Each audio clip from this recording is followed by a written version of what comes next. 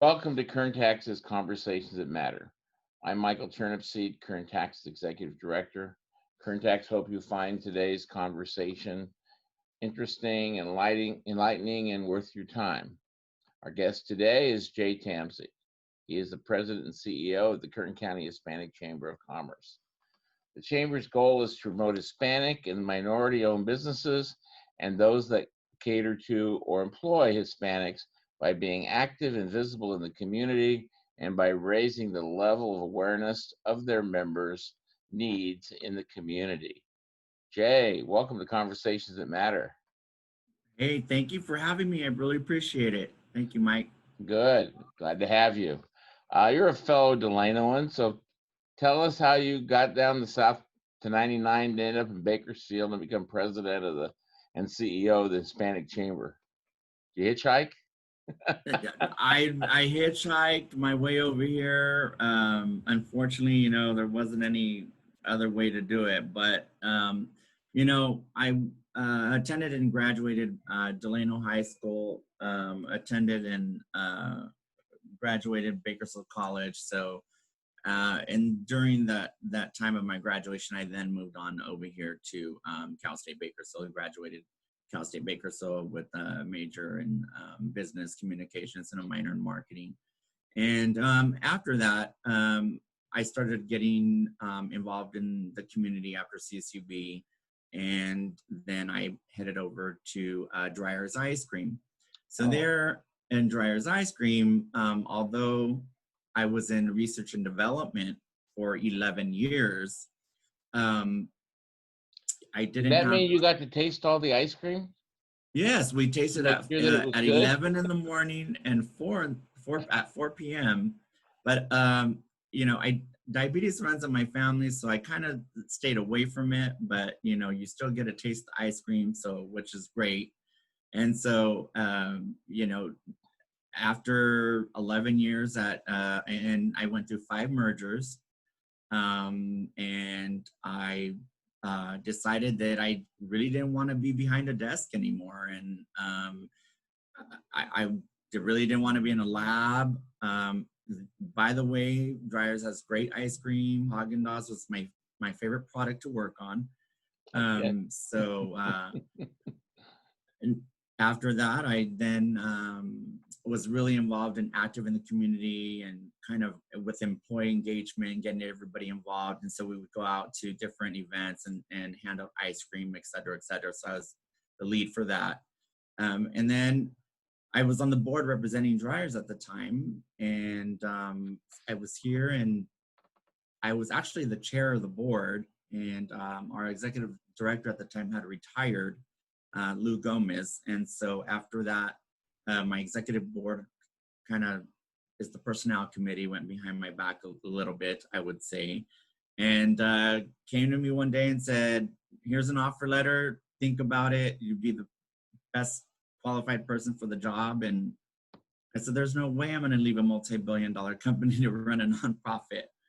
But with my experience in the community and serving on nonprofit boards, I thought about it and I thought this is something I really want to do because I love helping people. I love seeing the end results. And so here I am 10 years later, President CEO of the Kern County Hispanic Chamber.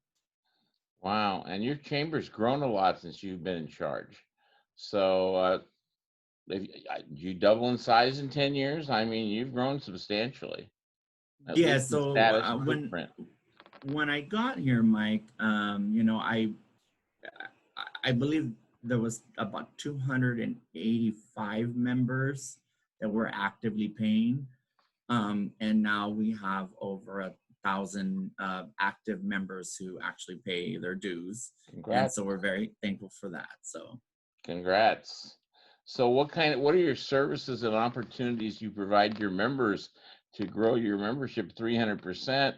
You basically ended up through part of the recession and you've gone through decline of oil. You've gone through a few bumps in the road too. So tell us how you recruited and got all your members. we started extensive marketing and branding. We have our government relations. We knew that small business owners did not have, an HR department. So we started bringing HR folks to come in and speak to our small business owners. And so that was complementary to our businesses. And also our Kern County Hispanic Chamber of Commerce Small Business Academy, which focuses towards entrepreneurs and small businesses. And it's funded through Wells Fargo. And that is something that has been a big passion of ours. And that's how we started to flourish. So I think another thing about our chamber is that,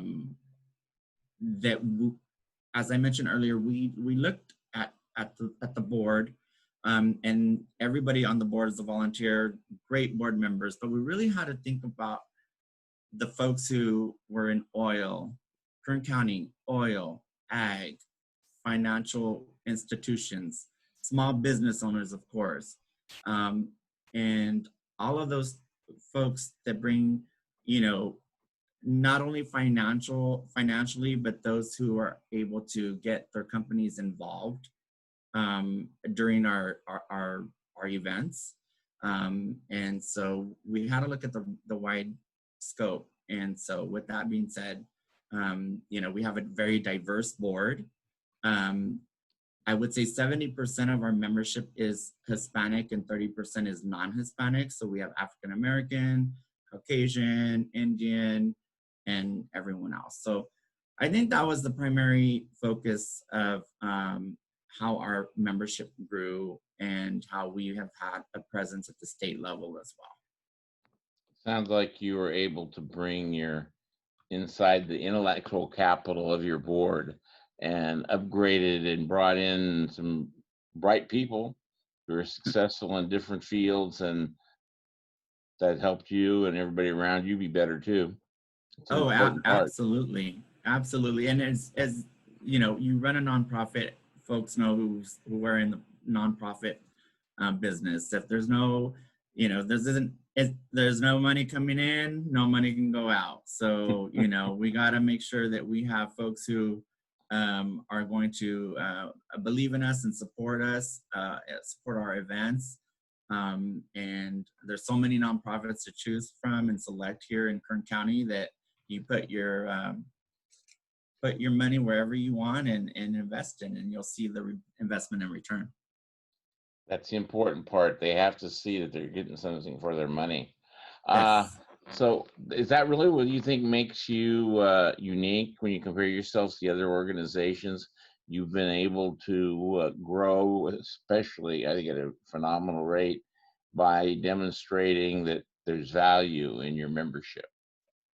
Well, first, Mike, I just want to commend all the chambers locally and all the folks who are in business organizations, especially during these trying times. I think everyone's just coming together and trying to collaborate and trying to make things happen, push out information that's given to us by the federal government, etc. I really think that, as I mentioned earlier, our chamber's very unique because we have a foundation and we have a chamber board. And both are very, very diverse. And so you spend, probably 80% of your time at work. And I think that within our membership and within our board, I think that we are the extended family members that you intertwine with and you mingle with and you network and we help each other. And I think that makes us really, really special. I think that if you go to any of our networking events or any of our events in general, I think that you'll see that we're just a big, large family and extensive family that, you're at work, as I mentioned, 80% of the time. And you go to these chamber events and there you see your extensive family. So I think that's really kind of what makes us a little unique, and just proud to represent all of these members on the board of directors. You mentioned a little bit earlier, you're very active in a regional and state level. So how have you benefited by expanding your network to make your local chamber better? What did you pick up? What have you been able to do in Sacramento or in the Valley here to really help grow your organization? Well, the California Hispanic Chambers of Commerce, as I'm one of the board of directors and I represent the central region as a director, and we represent over 800,000 businesses in California and growing. It has provided not only the Kern County Hispanic Chamber of Commerce, but myself to extend um, our stance on business, on advocacy, education, and so that has put us in a larger position in Sacramento, where we are able to leverage Kern County and represent those businesses, and so it puts us in a really, really unique position.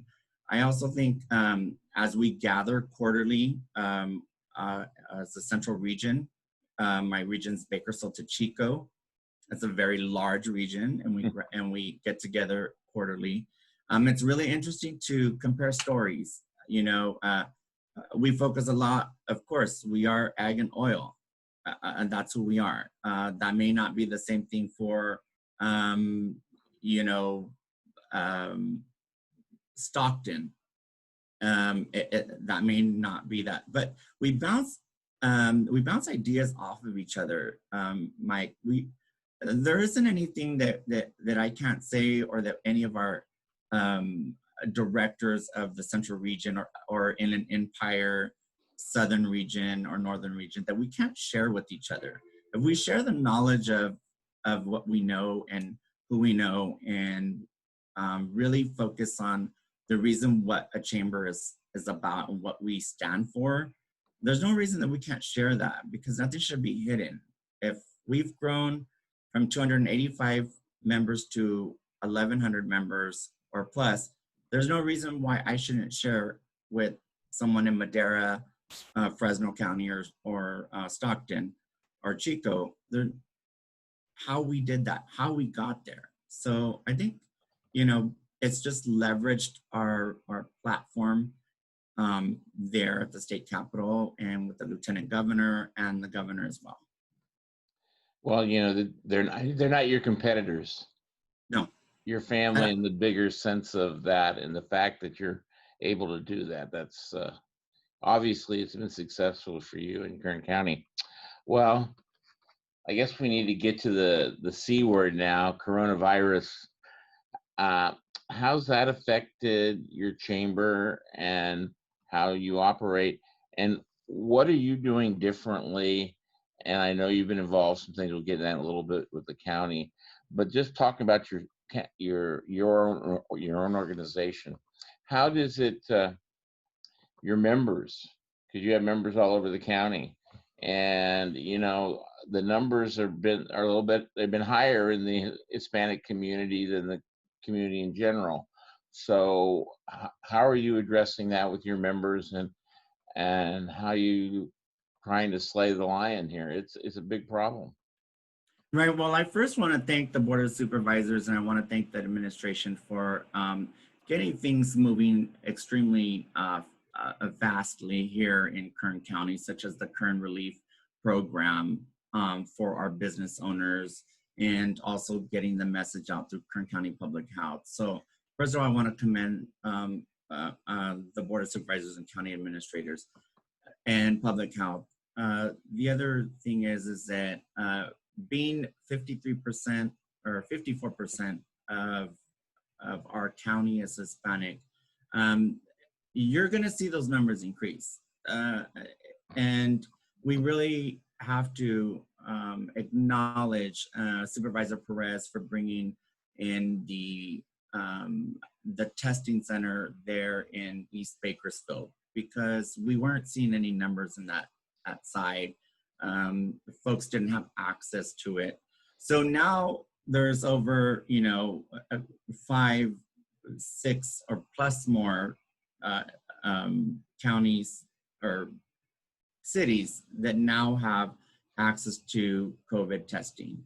And so in working with, the hospitals and working with the different organizations, and especially the Kern County Public Health, and relaying that message and re-educating our Latino community and on washing your hands, social distancing, wearing masks, we're able to push that information out. Whether it be us partnering with Lamont Chamber of Commerce, Arvin, Shafter, Delano, we try to, focus our attention on the rural areas as well because of the rise of Latinos and having COVID. And we've been doing some commercials, and we will be doing a little bit more as the time comes this week, next week, and the upcoming weeks. Some commercials on the Spanish radio station and also Spanish television with some key folks in the community, and maybe not just key folks in the community, but just Latinos in general, so that we can reach out and make sure that the message is heard. We know everyone knows that they should social distance. We know everyone knows that they should, use their masks and stuff like that. So, it's just about reminding them and re-educating them. Yeah, and I know you've been busy the last few weeks. What was been a month and a half ago, the county set up an ad hoc committee of Supervisor Maggard and Scrivener to really start figuring out how to get the recovery jump started. I know you've been on their advisory committee. Tell us about that, and we can even go into the loan program that's out there now that are helping really small business people. I was listening to the board meeting this morning, and they actually had one loan for like $800. They Right. had bigger loans, 80, 20, $50,000. And here's one for 800. So that means it's getting down to the small person in his little small shop that can maybe just help him get through. That was a good thing. So let's talk about that a little bit. Yeah, so the ad hoc committee that the supervisors, board of supervisors put together so that we can really focus on, prior to phase one and the governor's announcement, really focus on the gray areas that we were able to open up, such as, florists and mattress stores, furniture stores, et cetera, and, recycling companies. I believe we opened up 55 recycling companies.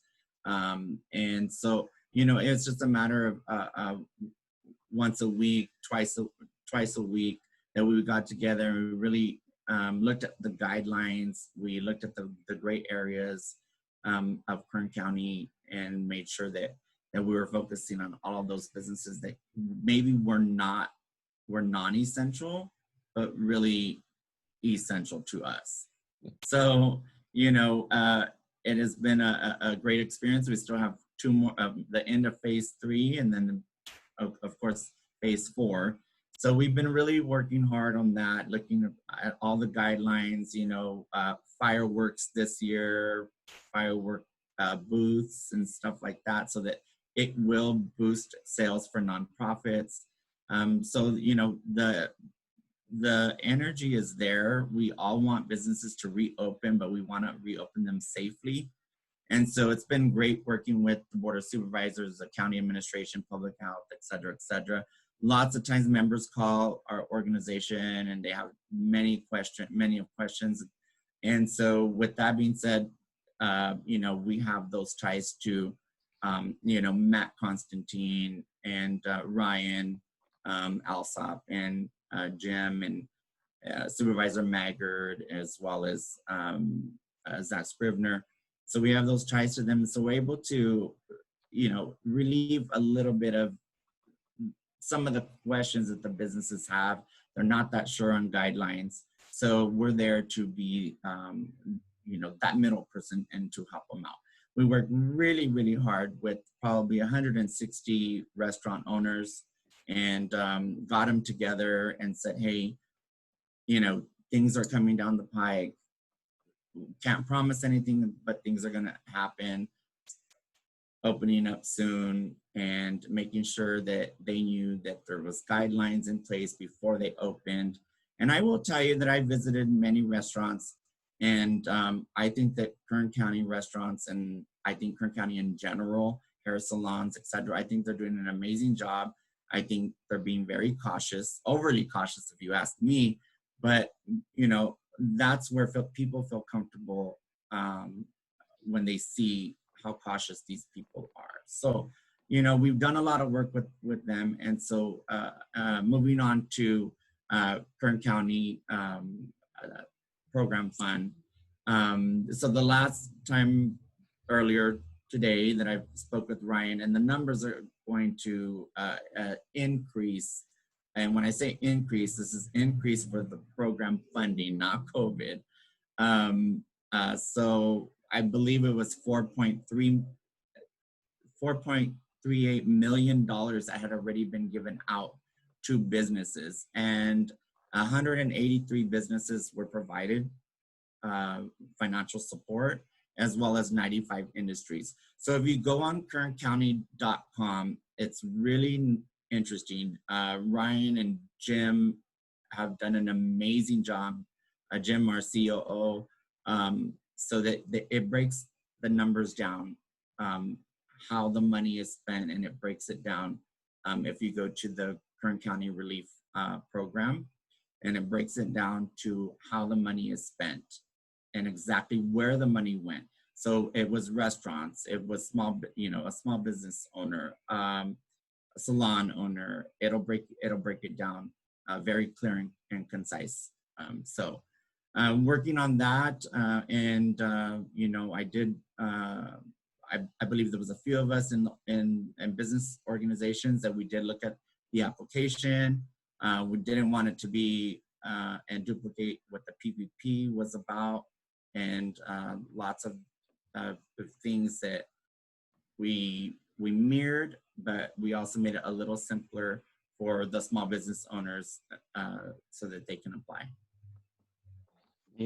It's certainly been interesting times, starting in end of February, March, until now we're in June, and it's kind of interesting. I think we've talked more in the last 3 or 4 months than probably the year before that. So I mean, there's a lot of good things that are happening with all this, and it's good that we've established more of a partnership in the last few months. And I certainly enjoy talking with you and seeing how your organization works. And I really want to thank you for taking your time to join us today so we could have this insightful conversation. Well, thank you, Mike. And I really want to reiterate, thank you, for all that you do for KernTax. It's definitely been certainly enlightening during these trying times. I know that you watch or attend all of the city council meetings, county meetings, as well as Measure N, et cetera, et cetera. So it's very enlightening to hear from you every time we're on the phone and something new comes up. And just to your board of directors, you got a good guy on your hands. So congratulations. Thank you. I'll use you as a reference on next contract negotiation. Thank you so much. Okay, thanks for a great conversation. To our audience, thank you for watching Conversations That Matter. KernTax hope that you found this to be worthwhile and beneficial. If you have any comments, please go to kerntaxpayers.org. Contact us to leave your thoughts and comments. Again, thank you for watching Conversation That Matters.